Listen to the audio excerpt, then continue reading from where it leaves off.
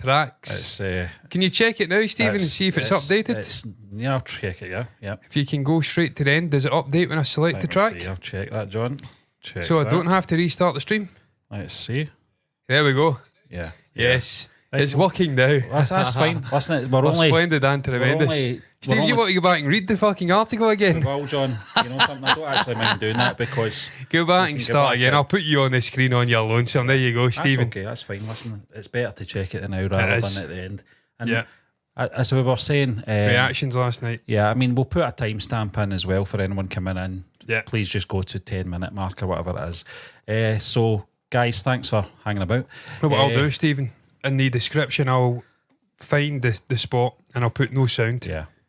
I don't know what made me do that, John. I don't know what it was. It's because we did reactions last night, Stephen, and when we do reactions, we have to turn off the double track. Yeah. Because for some strange reason, OBS does not allow double tracked audio to work in streaming. You have to switch on the sort of single track option. Yeah. It's fucking silly. But OBS is silly. It's a really stupid option. We've only got 3 topics anyway, so it's not the worst case scenario, John. Another 2 are more just sort of get your thoughts on it anyway. This is the main one because it is our main story. It is the main headline for this tonight's show, and it is Leo's box office collection on day 2. VJ's action drama becomes the fastest Tamil film to reach 200 crore. So I'll just get through this very quickly, John. Leo's featuring VJ in the lead role is doing a rampage at the box office, and the action drama has emerged as the highest grossing Indian film of 2023 on day 1. VJ starrer Leo released in theatres on October 19th, and the film secured a record opening despite a working day release. The action drama is set to progress well as the film received positive reviews.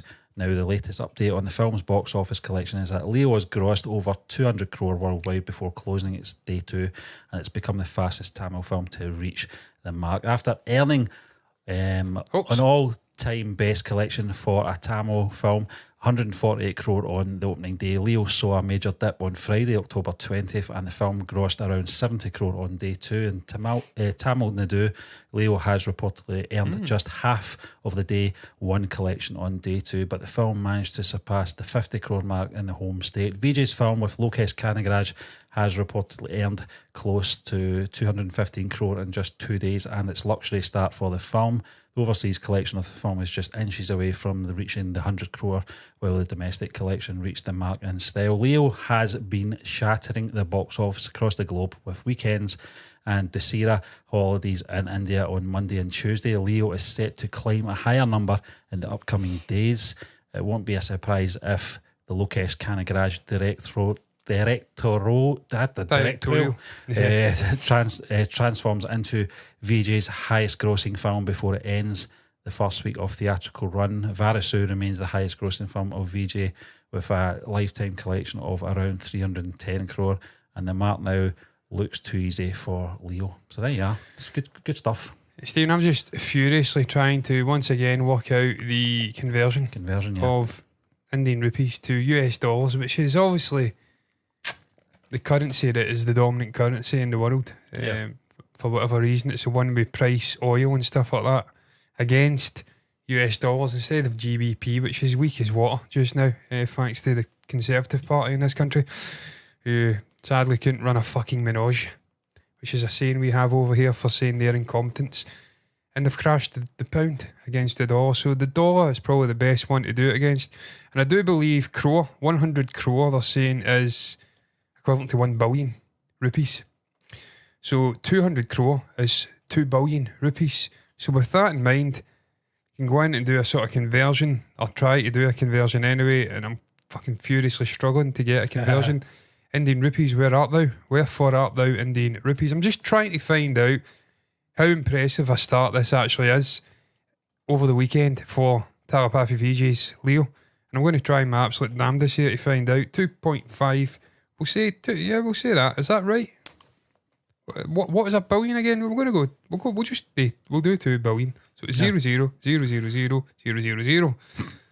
That's right, isn't it? Another 3 zeros. How many zeros is in a billion? 9? I think so, I don't know. 12? I think it's 12, isn't it? A billion, a million is... I've not got a clue. No, it's 9. Yeah.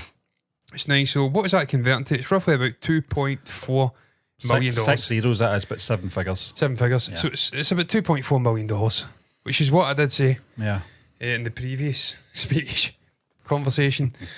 Speech. Previous sort of conversation we had prior to the mics being unmuted, the issue with the mic being sorted once again. And as I did say previously, Stephen, 2.4 million over here would be disappointing because of our higher cost of living, obviously, in the West and in India. Not in India, in the US, I should say. In particular, there's a higher cost of living. Yeah. Things cost more money. Therefore, to make a success out of a film, you need to have a much higher ceiling in terms of performance at the box office. But India, the cost of living, I'm not saying it's down in the ground now because the economy is going from strength to strength. It's now past the United Kingdom's economy, their GDP, I think. So they are getting better and better and better, but I think the cost of living is still significantly lower in India compared to Western countries. So also that has an impact on the budget. The budget is lower overall comparative to Western countries. Therefore, the amount of money required to make a profit is much lower in Western terms, US dollars.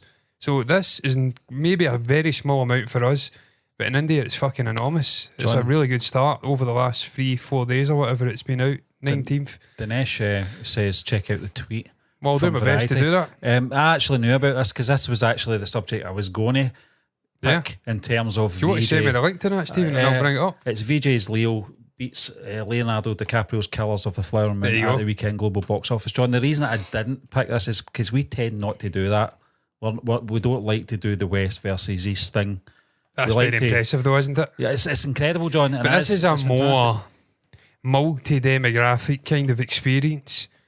Whereas Killers of the Flower Moon, I can never say the name of that fucking film for some reason. Killers of the Flower Moon. It's a 3.5 hour movie, and it's a stuffy sort of. Yeah, I'm sure it's a great film, but I'm sure it's a great film, but it's a drama, very serious, depressive film. I've seen some reviews. I've seen John Roca, who I respect, reviewing it, and he found it to be really slow and fucking hard to watch.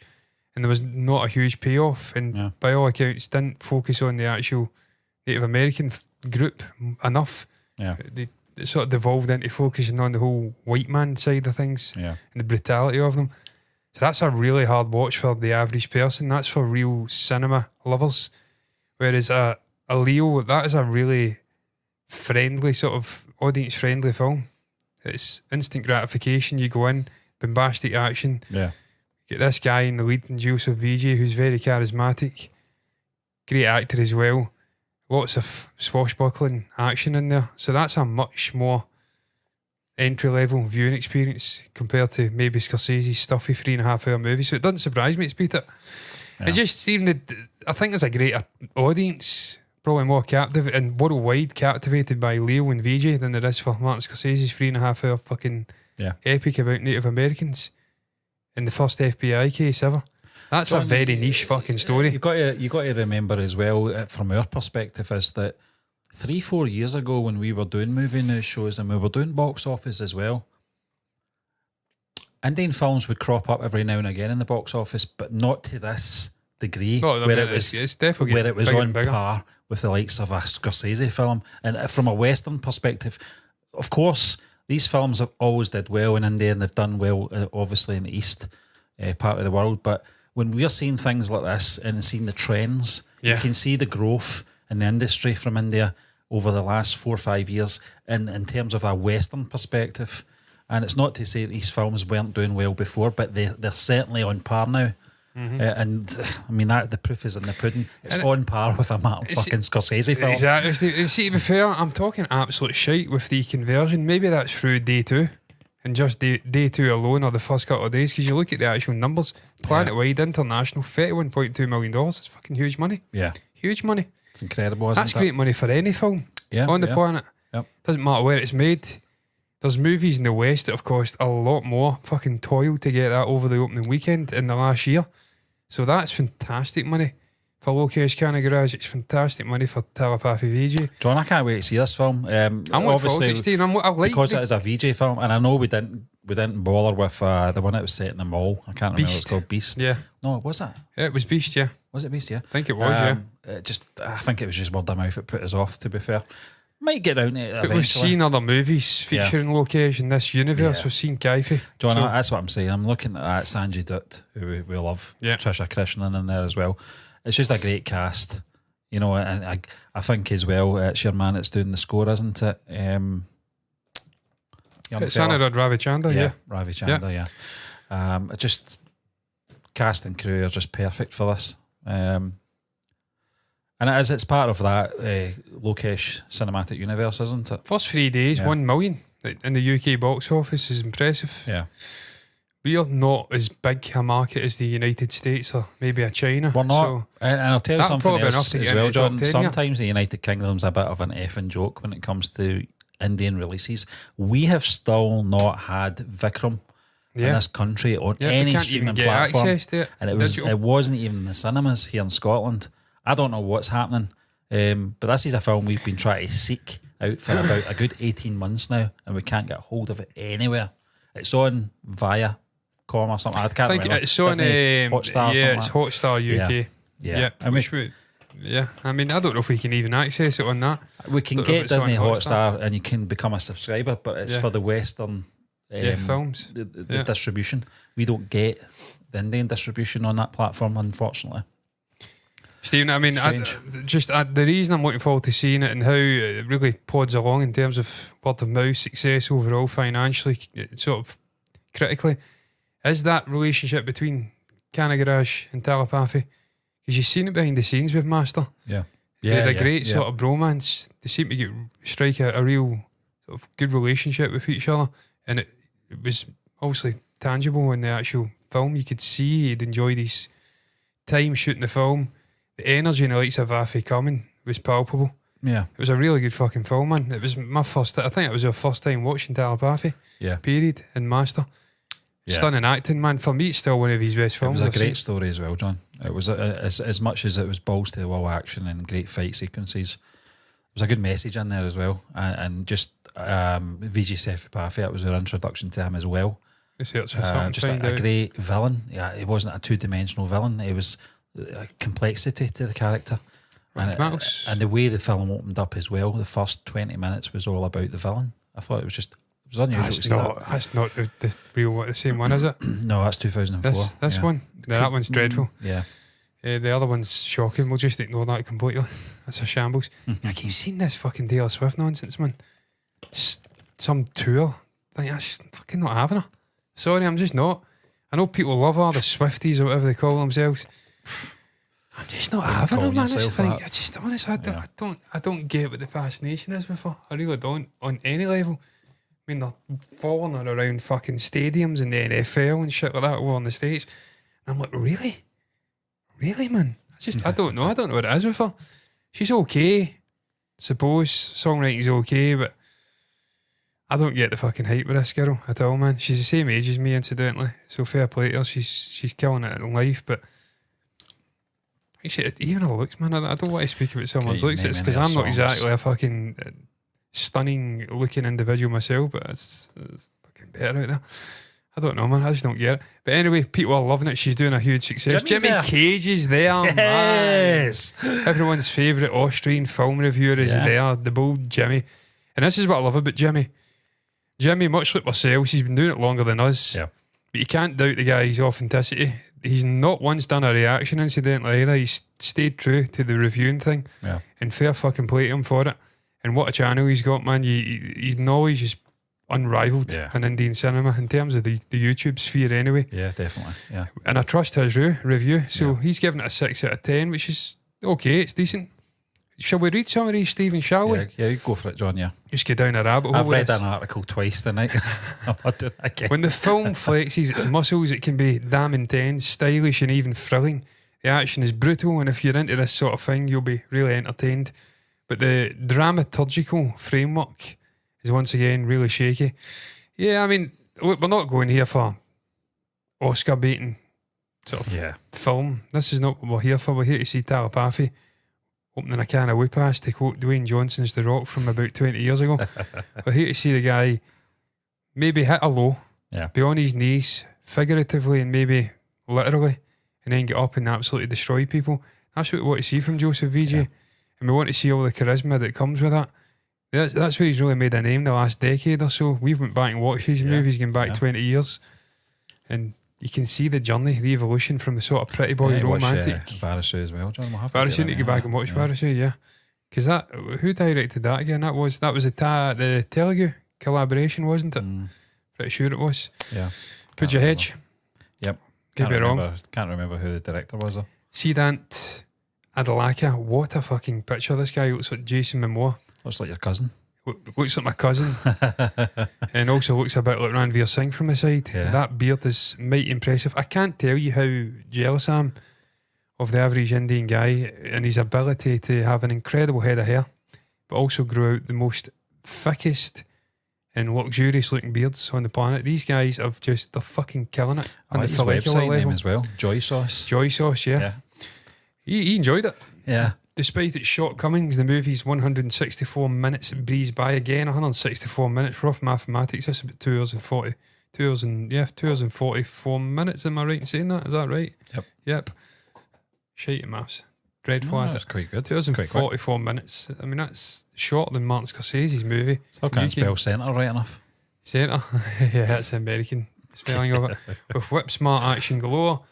And at the centre of it all is VJ delivering a performance that veers between doe-eyed and devilish, making Leo an infinitely watchable romp. That's what you want to see, man. John, I think, enjoying it. I That's think the the point. top critic above that one is saying exactly the same thing. It's worth watching just for VJ's performance. Roger Ebert as well. That's what you're there for at the end of the day. You're there to see Joseph VJ perform and, as you said, kick some ass. So Roger Ebert, Stephen, renowned publication, Simon Abrams, 3 out of 4. He's rated it higher than Jimmy Cage. Yeah. Formulaic but satisfying Indian remake of a history of violence. That's a weird rating system, isn't it? Yeah, it is a weird, but it kind of works.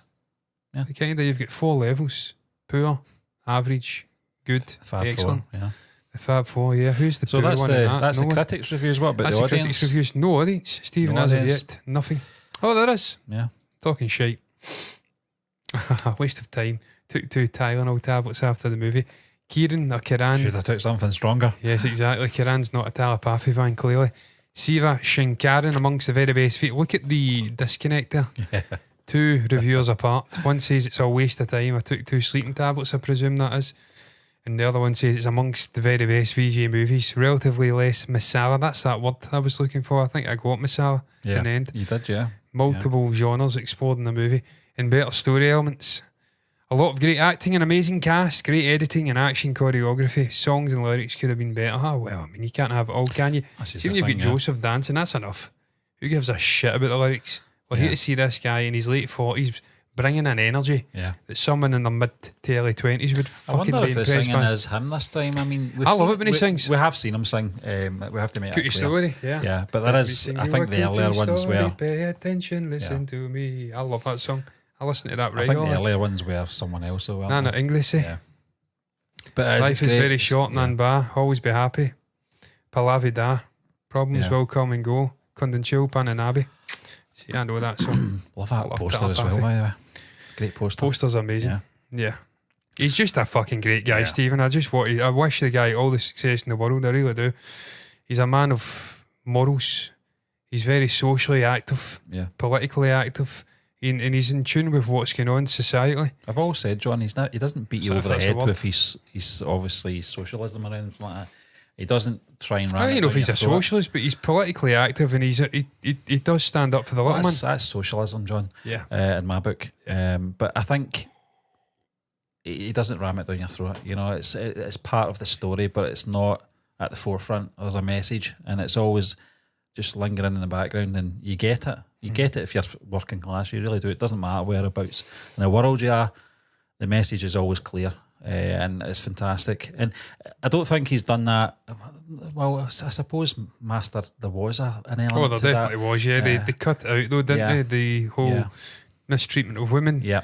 But even then, there was definitely a message here about the way we're treating the youth of society. They should have kept that in that scene.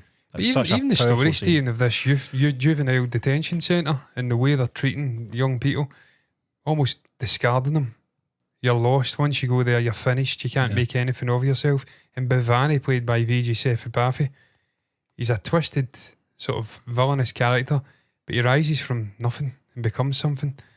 So that was a powerful story they told in that. Yeah. So, and again, I like Lokesh the way he tells his stories.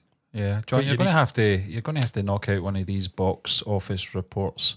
Yeah, on the site. You're very good at them. Yes, I will. And Not keep even them brought going. the topic up. But I love my box office, Steve. Now Yeah. I heavily plagiarise Forbes. I have to stress, but I do love my box office. Yeah, it's very interesting. It's good to see I how like films numbers. are performing, and it's also good to see when it's people we like doing well as well. Absolutely. For telepathy, but Finally fantastic. put the graphic up. 30 minutes into the fucking show. That's all right. That's okay. Because when it comes to clips and you change it, that's when I know when to clip. Exactly, Stephen. So, it's better very late than good. never. Yeah, that's it. Better there than never. Have a happy landing. We're going to move on anyway. Another happy little tree. We're going to move on. Going to knock one out again here. We're going to. Holy fuck sticks. I went back and watched that recently. I It was showed just you Harley's that. tale, honestly. Yeah. Talking about Ryan Reynolds here, Deadpool, doing Bob Ross. What a trailer. What a video.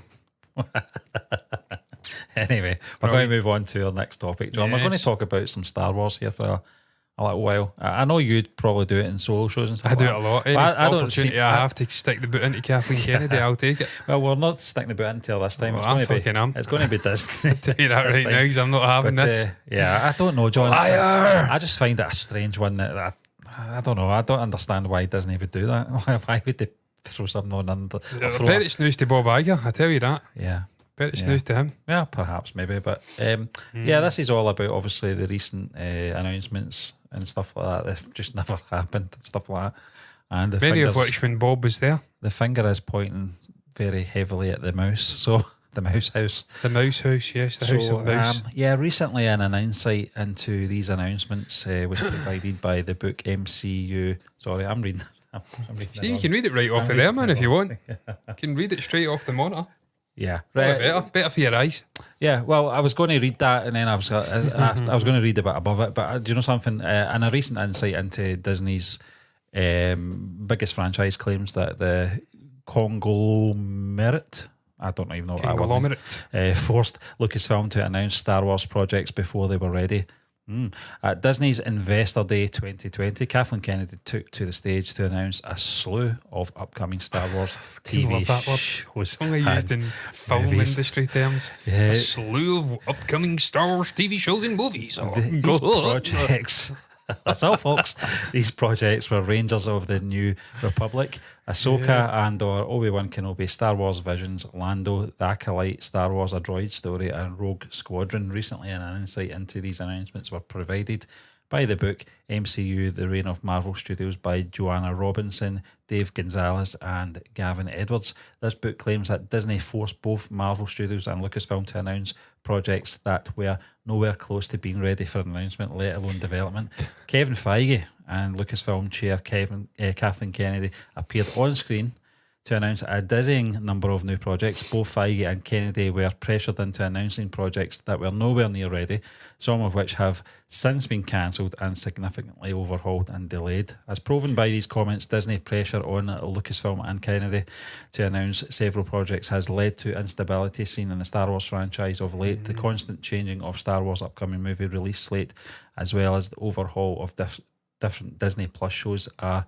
emulative of this, with the pressure on Lucasfilm by Disney providing an adequate explanation as to why this was the case.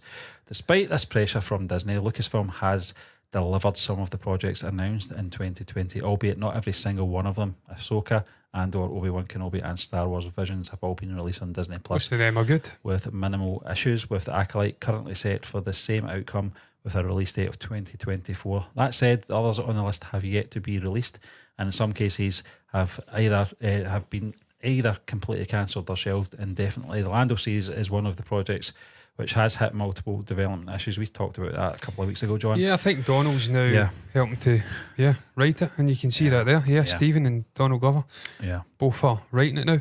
I think they worked in Atlanta together, and that was a pretty successful show. So they know what they're doing. And Stephen, I always say this, and I don't want to come across as being this sort of social justice warrior type, you know, but if you've got a person of colour playing a person of colour in an actual other universe, then it stands to reason you want that person who's lived and breathed what it's like to be in that skin writing the fucking character. You don't want some jaggy-arsed white guy or woman writing the story of a black character. It just makes no fucking sense. We've seen that with Michael B. Jordan in Creed 2. Yep. You get Stephen Caple Jr. Caple Jr. in to come in and obviously direct and help put the movie together. When initially it was Sly Stallone, and it made sense because he was a black man and so was Michael B. Jordan, and they've lived that life. Yep.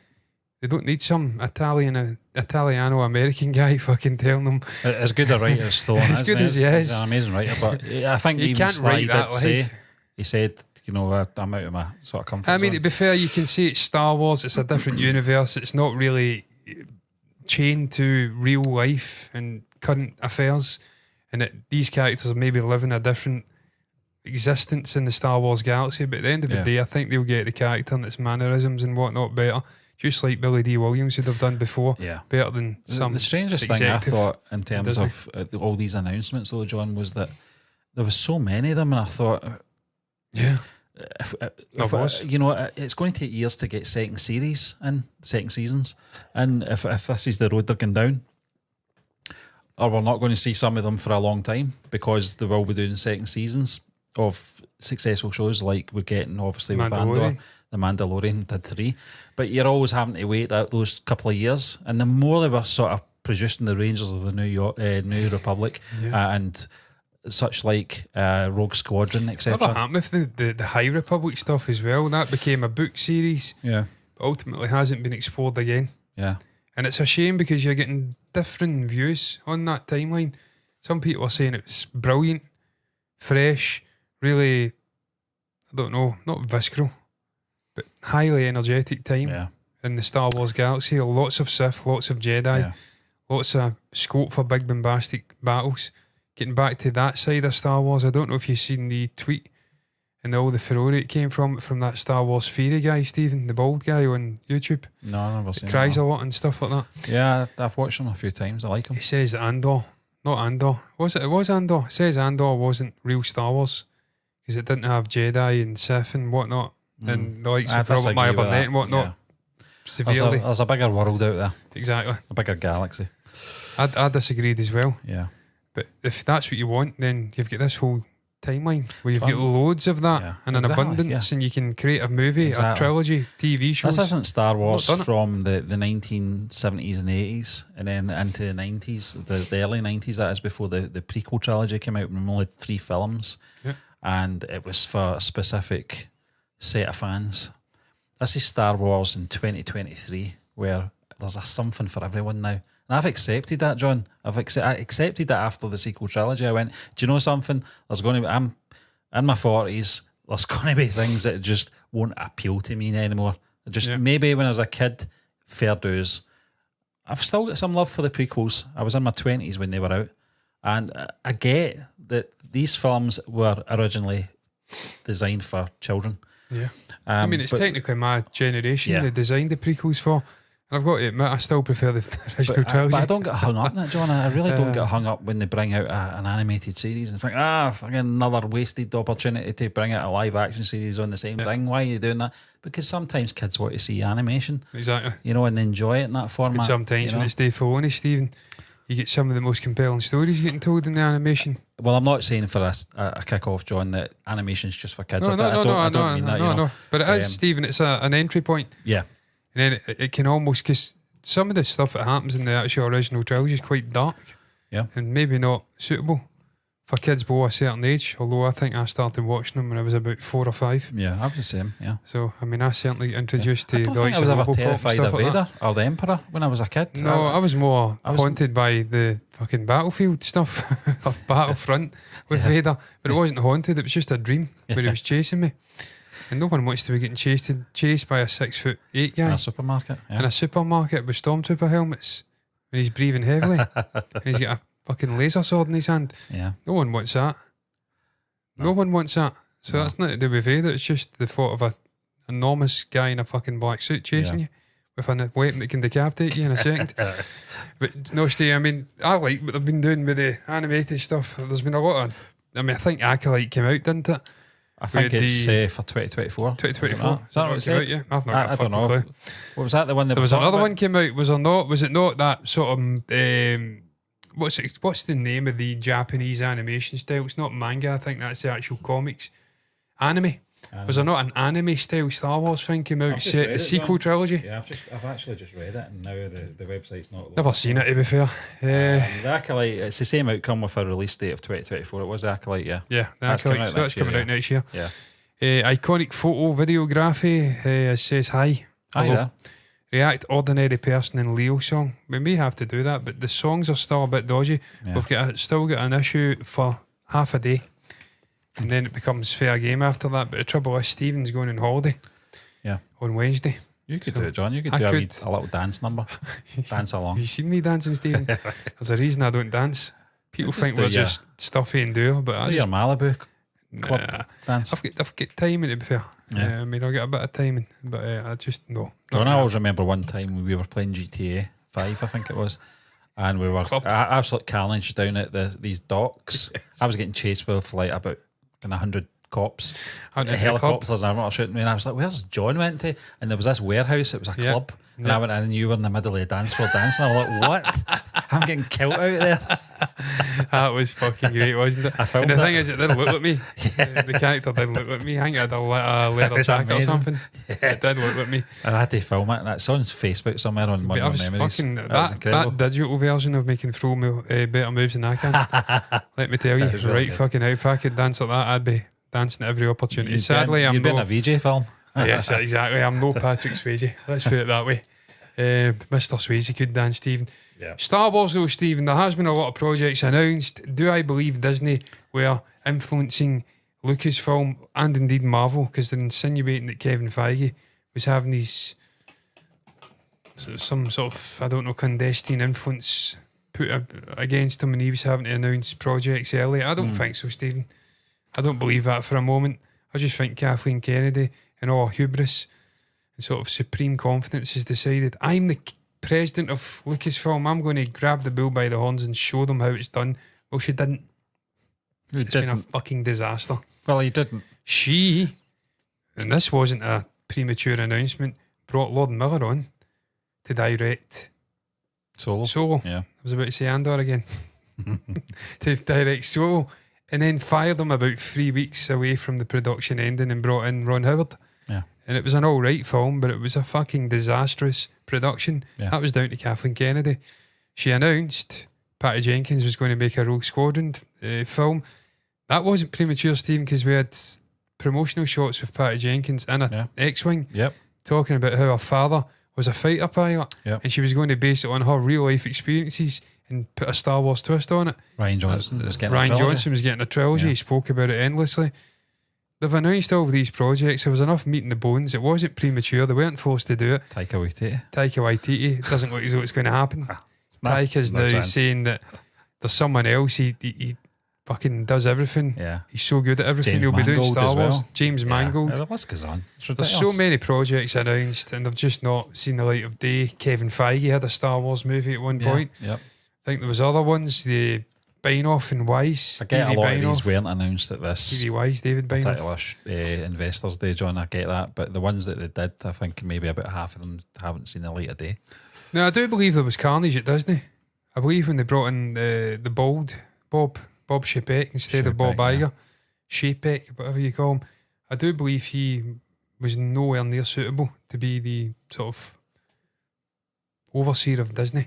And you can see that in the way they've handled movie projects, TV projects, the streaming service, the parks. It's all crumbling.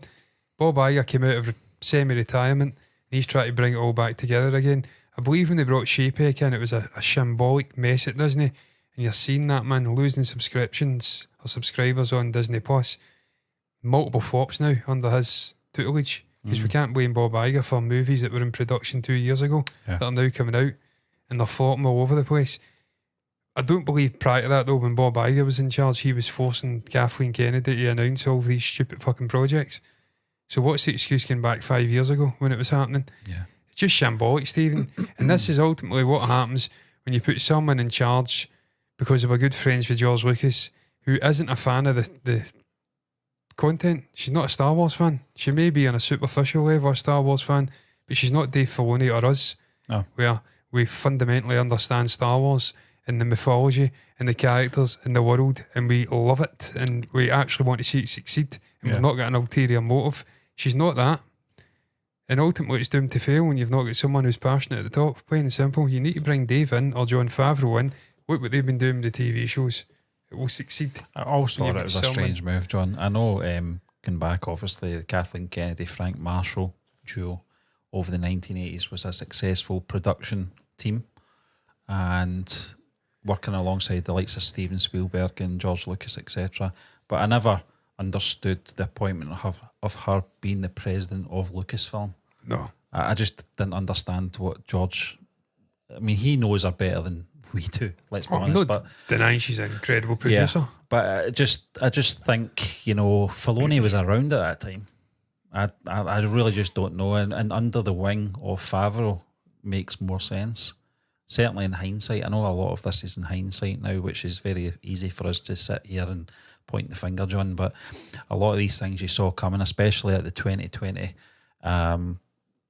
Investors Day, Disney's Investors Day, when these were rattling out, I was very concerned. I was like, there's too many. Stephen, at that point, they wanted to release 2-3 Star Wars movies in the calendar year. They thought they could do Marvel, but Star Wars isn't Marvel. Star Wars is Star Wars. When Marvel's actually got franchises within Marvel, Star Wars is the franchise. 70 years of storytelling and comic books. Star Wars is getting reverse engineered out of 3 movies. Yeah, they've got to work out the way. Yeah, like one of those little cannot do it. Bombs that Jango Fett had in space, the imploded. Sort of implosion grenades or whatever. That's what it's like, the storytelling. You have to reverse engineer out of 3 movies and create a world. That's already there with Marvel.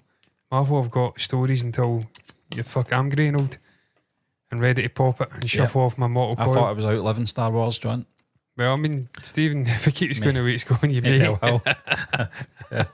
You may. Never know. To be fair. Because there's some great content coming out, but there's also some fucking shite came out under Disney. Let's hope now they've got a clear vision. Yeah. And with Andor and obviously Ahsoka to an extent, and the Mandalorian and bits and bobs now. Ahsoka has to step up a bit more, though, John, for the second season, if they do a second season, which I think they will. I just felt there was a lot in there that could have been done better. Yeah. But listen, that is what it is. But in the main, it's better. The TV content's been better than most of the films. I think it's just because that's society now, John. I think that's the way we like to watch our stuff. I just don't think younger generations even if anywhere near the same interest in going to a movie theatre as what millennials or Gen X or boomers had. They just don't. They've not got the attention spans. They don't really care for it. That's why I thought Scorsese's killing of the Flower Moon. The Killers of the Flower Moon. Yeah, that's the one. I think that would have been better on a streaming platform. And maybe in parts, part 1, part 2 type thing. A mini-series. Because HBO. as you said, people are going out to see a film that's just over 2 hours long, and obviously our last topic we're talking about, Leo, because it's they know what they're going in for. They're going in for an enjoyable ride in terms of an action film, and it's outperforming a Scorsese film, and there's a reason for that. I think it is society is changing, John. I mean, Steen, you've got Taylor Swift beaten Tales of Fleming. Come on. I mean, I don't know. I don't know how much longer Martin's going to be able to point the finger at other things, blaming other things. He's doing well, Steve. But let's not sit here and say. I mean, the budget. I don't know what the budget was. I think it was stupid money. It was $200 million, wasn't it? So I mean, I can't fucking sit here and say it's doing well.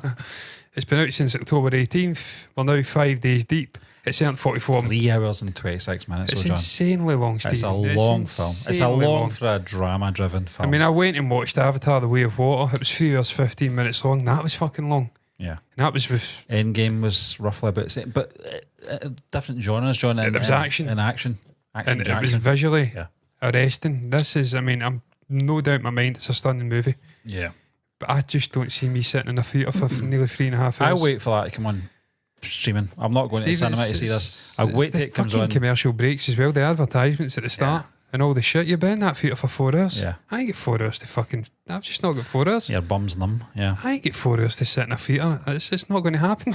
I've just not got it. You're not There's falling no asleep. fucking way. I'll wait till this comes out on a streaming platform or on hard copy, and I'll watch it at my own pace. Best way to do it. That's exactly what I'll do. And I as will well. enjoy it. I know I'll enjoy it because I love Martin Scorsese. I love this story as well. So, yeah, we'll just have to wait and see. But getting back to obviously what we're talking about, John, in terms of format of Star Wars changing, I think it's been for the best. Yeah, it's TV now, and that's where it should stay because it's a TV sort of IP now, franchise now. Yeah. Movies shouldn't be seeing the light of day for at least another 5-6 years minimum. Definitely. You need to make it special again. Yeah, well, this is that. I mean, I'm not that excited about a Star Wars film now. You think The Force Awakens, Steve, and the buzz before The Force Awakens, it was fucking unbelievable. Yeah. People were frothing out the mouth. I think it was December 2014, wasn't it? That first trailer dropped. The one with Andy Serkis narrating it. It was absolutely insane. Yeah, it was fantastic. I was fucking buzzing. I was like, barely asleep. A year to go. The day before we went, I barely slept. Yeah. I know Kevin didn't sleep. Yeah, he was up all night. He was worried about it, and he was right. He was right, to be fair, but I think most people thought that was a decent enough movie. I mean, it was pretty. The Force Awakens is a pretty good movie. It's decent. Yeah. A little bit shallow now in hindsight, but that's not his fault. It's what came afterwards. Dropped the fucking ball, didn't they? Can't blame the start when the middle and the end are shite. It's the middle and the end are shite. Plain and simple. That's what it is. I mean, you can't be. You go off a cliff here again, Steve. This is the last thing I'm going to say about Star Wars. This sums up Disney. I love Adam Driver. We're talking about him. We reacted to a film with him. Yep. I'm blanking on the name of the film just now. But we reacted. It's Ferrari. Yeah. Ferrari. He was at the Grand Prix yesterday. I love the guy, but I mean, he's playing the villain. Yeah. And he's killed Han Solo. And they redeem him. We'll talk about Lewis Hamilton after the show, John. Oh, Stephen Lewis. I was talking about Lewis last night. I was happy he finished second. Fucking disqualified. Yep. I found out when I woke up. I saw it and I went, John will be raging. Jesus fucking Christ. John will be on those message boards, those soccer message boards arguing with people. No, I've laid off that. My sort of disdain for Max has lessened over the years. You can't even deny he's a fucking absolute incredible driver now. Yeah. He's got the best car, but... And Stephen, I've got a similar personality to Max. I just don't fucking care either. And I speak my mind. So I kind of respect the way he just talks. Like even 2 days back, no shit, Sherlock, fuck's sake, in a press conference. I respect that. I like the Dutch forthrightness. They're like us, but better. I maintain that always. We're going to move on, John, to our final topic, and we're going to the DCU. And this is coming in from Screen Rant, and this image is the one. DCU Wonder Woman casting rumours spark after mysterious James Gunn post. Well, hold that thought, John, because I'm very interested. I was going to ask you your thoughts on this and who you would want. So she's getting old now, though, so it's too late. Linda Carter coming back. Casting rumours for the DCU's Wonder Woman have been sparked after an interesting social media post from DC Studios head James Gunn ahead of the announcement that none of the DCEU Justice League cast would return as their characters in October 2023. Fan casts and rumours have been prevalent regarding the DCU, while David Corenswet will lead the DCU's super team, beginning with Superman Legacy in 2025. Could be the most Superman looking guy I've ever seen in my life. Yeah, 6'5", jaw chiseled out of granite. Dark hair. Fucking unbelievable hairline. Yeah. The actors joining him as the other iconic members of the Justice League are yet to be revealed. Don't talk about Justice League just yet before anything's happening. That's a decade away. Stop it. Just shut up. Right, anyway. That was my partridge. Stop getting Bond wrong. Stop getting Justice League wrong. Right. So he's not showing off. She's doing a backflip. I don't know why he did it. But he's not showing off. Okay, showing off. You talking about Alan? That's not showing off. I don't know what the fuck is. Justice League's got to die. It's going to die. That's a post on James Gunn's Instagram account celebrated Diana Prince / Wonder Woman on Wonder Woman Day with artwork of the character from comic book artist Dave Finch. While Gunn's highlighting of Wonder Woman alone is enough to spark interest, a comment from actress Isa Gonzalez she's like a fucking 90-year-old woman. Isa has only added fuel to the fire. Gonzalez commented that the image is the one under Gunn's post, sparking rumours that she may be vying for the role of Prince in Gunn's fledging DC. See any of it? Can we click on that and get some the view Instagram post goodness? on Instagram. If you've got Instagram, John, you should I've got the gram. You should be able to see it. All right, is that it? Yeah, I think that was in the article, that picture. Yeah. I don't know why it's not coming up here. Yeah, that is there. I don't know why you had to See, click the that. first time she looks like Wonder Woman, doesn't she? Yeah. I Let's don't be know. honest, I don't know yeah. who she is. I don't know. Isa who she is. Gonzalez, let's click on her. Yeah. I'm slightly concerned about what we're going to get. Click on her. She's an actress, so it'll not be anything dodgy. Yeah, she could definitely play Wonder Woman. Absolutely. Yeah. She's like a younger, better version of Gal Gadot. Very leggy, very tall, good head of hair, good complexion, good looking lass. Don't know how old she is. She could play Wonder Woman. And for the record, folks, if you're just coming into this channel for the very first time, we speak exactly the same way about Henry Cavill. We talk about him as a unit. We do. So, I mean, they don't have go to there, be. guys. Physically, they have to be. yeah, they have on to it. be. It's part of the makeup, isn't it? Yeah. I don't know who she is, though. I don't know. I don't know where that came from, John. Well, Gal Gadot still with Wonder Woman. No. She It would won't be leave. amazing if Gal Gadot came in and joined the conversation. I mean, What? she tried to be fair, didn't she? She tried to say yes. I spoke to Peter Safran and James, and yes, we're going to do Wonder Woman. And then James came out and says, James Gunn, that is, I'm not fairness close to friends Gal with him. Gadot, John. I think she was the right person at the right time. Yeah, But 10 years ago. yeah, but it's two films in. The first film was good. The second film not so good. It's time to rebrand it.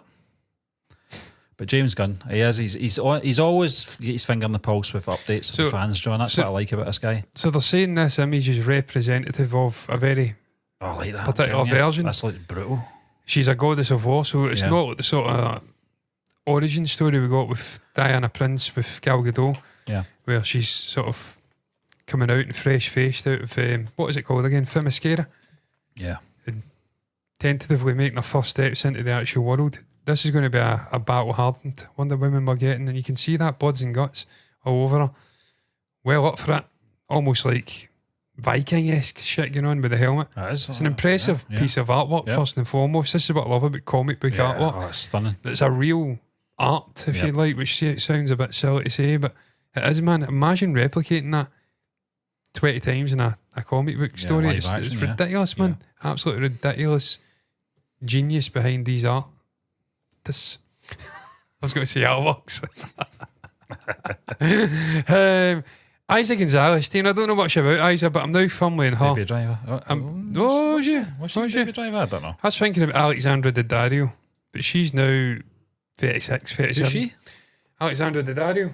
She was in, she's same age as me nearly. Fucking hell, she's doing far better than I am. Alexandra Daddario, Alexandra, can we get I bet you I know the face, John. Is that right away? Daddario. She's 37, so she's a bit old now.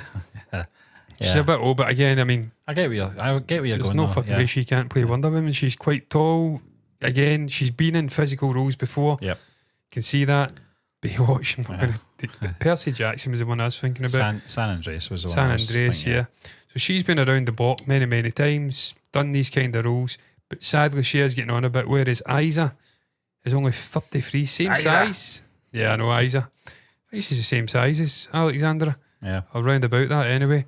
So she's tall enough, young enough. I don't know much about her as an actor. That's probably an issue. She was in Godzilla v Kong. Didn't watch Baby that Driver. film. I don't remember. I don't remember Baby, it. yeah, Baby I've only Driver, seen Baby Driver once, to be fair. I think, Lily James was definitely the Yeah. She's there though. She is quite there, shy. yeah. I'd have to watch it again. I can't remember. It was all about this guy, wasn't it, really? Well, unfortunately, it wasn't. It was about the other guy that nobody likes to talk about. Yeah, I know. Yeah. He was sort of setting up, wasn't he? Yeah. Well, I mean, Kevin's been vindicated in the court of law now, so I suppose time will tell whether that bears fruit for his career. I don't think so. Talk about these things on movie news. I don't think so. I don't think it does for Kevin. But Stephen, look, I'm not here to be judge, jury and executioner on Kevin Spacey, man. The one thing you can't say about him is he's a terrible actor. One of the best actors of his generation. And a great singer. Yeah, absolutely stunning and a great impersonator as well, no less. So, I mean, you can't chat shit about his ability to act. It's fucking incredible. Chat shit. Chat shit. Yes. Stephen, I don't know. I don't know who's going to play Wonder Woman. She's putting her name in the hat, but it's... Wonder Woman. I know, Wonder Woman. She's putting her name in the hat, but ultimately is James Gunn going to look at the comments in the gram and say, yeah, she's the one for me. Is that what David Cornsford did? Yeah. for Superman. I doubt it. John, I'm very excited about DC, though, what they're doing, and I can't wait for this Superman Legacy film to come out 2 years from now, but I just think it's time for a Superman take movie. your time with it. Yeah, I mean, 2 years from now is a long time, I suppose, but it's not a long time in terms of getting it right. And I'll wait for the right Superman film to come out. Man of Steel loved it, but they just handled that all incorrectly. It's ridiculous. The amount of time. When Man of Steel didn't flop, I'm sure it didn't flop at the box office. So why did they not do a sequel? Well, they did Batman v Superman again. Stephen tried to expedite the journey to Justice League to keep up with Marvel, who were just on a roll at that time, building in towards Infinity War and obviously Endgame, ending the Infinity Saga. With all of these unbelievable films coming out, characters popping left, right and centre, $1 billion here, $1 billion there, $2 billion here, $2 billion there, and they wanted a bit of that. Sadly though, they rushed it and it didn't work, and one of the casualties was Henry Cavill. Because his second Superman movie was a fucking joint movie with Batman, and it wasn't very good. I think the initial release. The writing was on the wall, John, when they stated that a character like Superman needs momentum. And I thought that's because done. of you seen his momentum, because you didn't fucking release any films with him in it. Done. So it's a reboot. And they thought momentum would be built by putting his chest in a post-credits scene for Shazam. Shazam, that's terrible. What are we doing here? It wasn't even him, was it? It was a body double. No, because he refused to do it, quite rightly. And so, I'm not fucking appearing at the end of a Shazam movie. I'm fucking Superman. What are you talking about? What the fuck is Shazam, bitch? No one outside the sweaty geeks that love everything knows who fucking Shazam was. No one knows that shit. No one. And I respect the people that know who these characters are, because they are the ones that are fucking giving us these movies. Ultimately, they're creating it. They're creating an interest in it. They're breeding successful sort of comic book runs, which leads to it being adapted. But the average person outside's not got a clue who Shazam was prior to that movie. They don't care. Black Adam. Fucking Superman at the end of it. Like he's a joke. We know who they are, but you're right, John. Absolute joke. I didn't know who Shazam was, Stephen, until it came out. The Captain Marvel story, you know that. Yeah, I did know that, to be fair, but that was because of John Lennon. Was that the same Captain Marvel? It was, and it's actually right between the eye. They had to change the name for the rights thing because Marvel. Carol Danvers. So. Yes. Yeah, it's interesting. Interesting stuff. It is, so I'm a lying shit. I didn't know. I don't know who Black Adam was. I've got to put my hand up. I don't know who that was. I don't think anyone's going to remember either, Stephen, sadly. Not one of Dwayne's best movies, was it? I don't know what's going on with Dwayne just now. See, he was back in the wrestling again. Top 10 articles we do. We must do a top 10. Dwayne Johnson. Or the fairy bottom 10. The fairy tooth. What the fuck was it? The fairy. I can't remember. The tooth fairy. Fairy tooth, yeah. Okay. I was going to say the fairy tooth princess. Diaries. Strikes Back. Can you tell I've watched it? I've never watched that film, man. I remember him coming back to WWE in the early 2000s, and it may have been actually more recently, it may have been about 10 years ago, facing off against John Cena, and John Cena eviscerating him for the Tooth Fairy. But then he had a hit back and mentioned something about all the colourful clothes he wears and referred to him as being this sort of candy you can buy over in America. It was fucking amazing. Back and forth was brilliant. Absolutely brilliant. They should just stick to wrestling, man. They really should. Not John. John's actually going from strength to strength now. I love Dwayne. Why am I chatting shit about Dwayne? What am I doing here? Absolutely love the guy. Hero worshipped him as a kid. Hugely inspirational figure.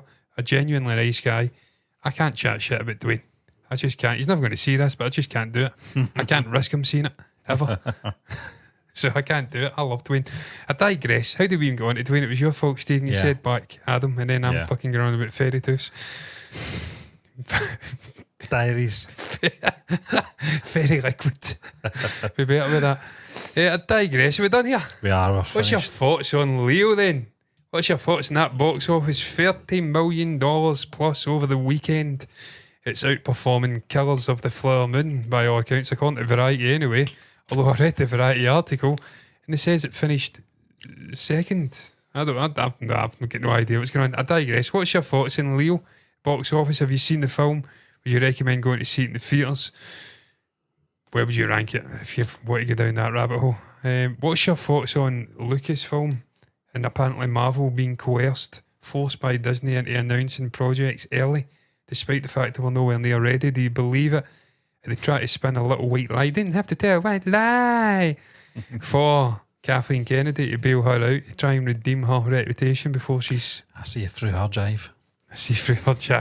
Before she's kicked into the long grass, hopefully sooner rather than fucking later. I see right through it. I think it's bollocks. What's your thoughts on it? What do you make about Isa Gonzalez throwing her hat in to play Wonder Woman? Isa sounds like a 90-year-old tenor lady wearing fucking pensioner from Easter House. Still game character. Yep, Isa. That's it, but it's a different spelling. I think they've removed the E. It's just Isa. I wonder what that's short for. Isa. Isabel. Could be, yeah. Oh, Isabel, Isa. What's going on there? Isa Gonzalez. South American Scots. Mental.